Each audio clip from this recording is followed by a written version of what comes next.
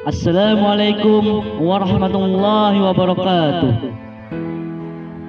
Alhamdulillah, alhamdulillah, alhamdulillahi rabbil alamin. Assalatu wassalamu ala asrafil anbiya'i wal mursalin Sayyidina wa maulana Muhammadin wa ala alihi washabihi ajmain. Amma ba'd.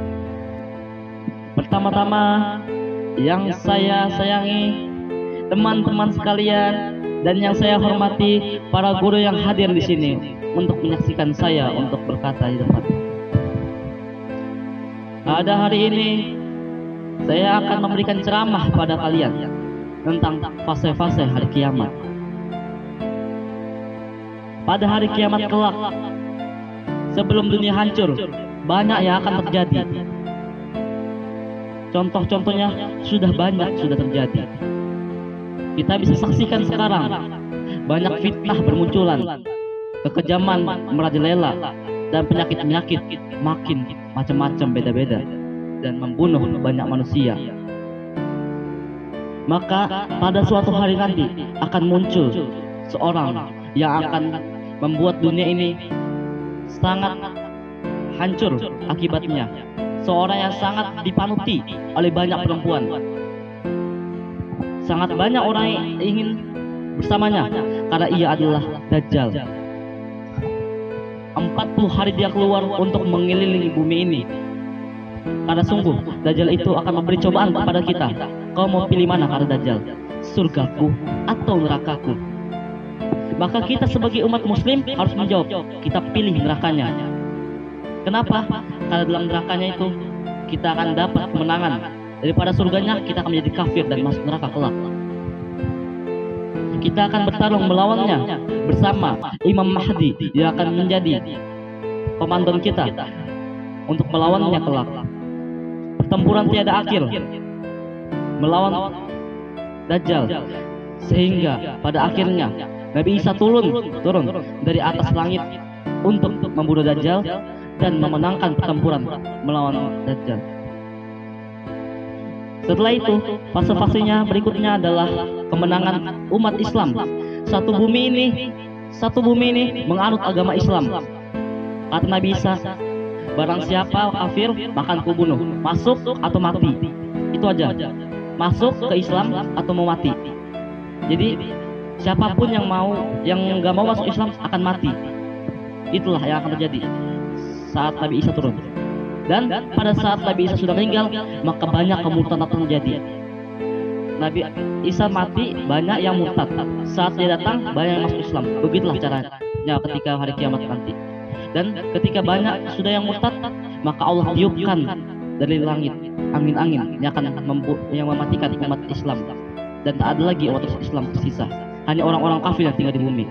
Pada akhirnya, angin puting beliung datang untuk melaksanakan hari kiamat yang akan terjadi. Angin puting beliung hancurkan bumi ini, gempa-gempa terjadi, gunung-gunung hancur, dan yang lain-lain.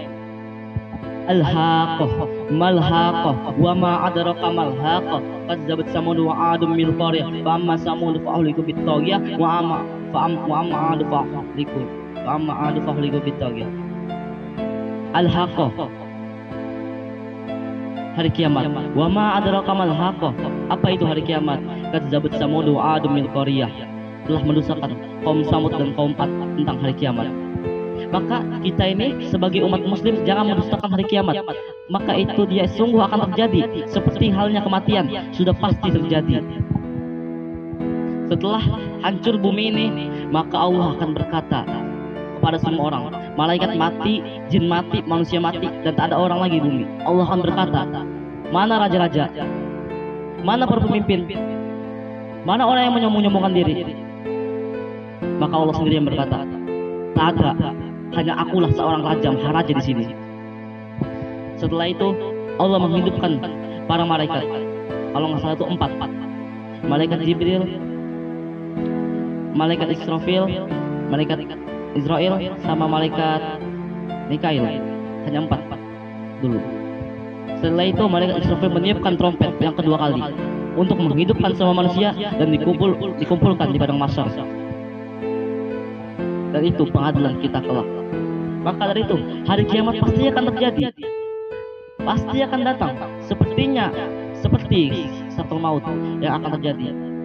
Dalam surah yang telah tercatat Al-Quran, Al-Haqqah, yang sebenarnya. Al-Haqqah artinya benar. Wa ma adraka mal haqqah. Al-Haqqah, benar. Mungkin. Apakah kita akan beriman setelah kiamat? Tidak mungkin. Pintu amal telah ditutup. Tak ada lagi tempat tobat. Maka dari sekarang, marilah kita memperbanyak amal kita, saling tolong-menolong dalam kebaikan dan saling tolong-menolong dalam kesabaran.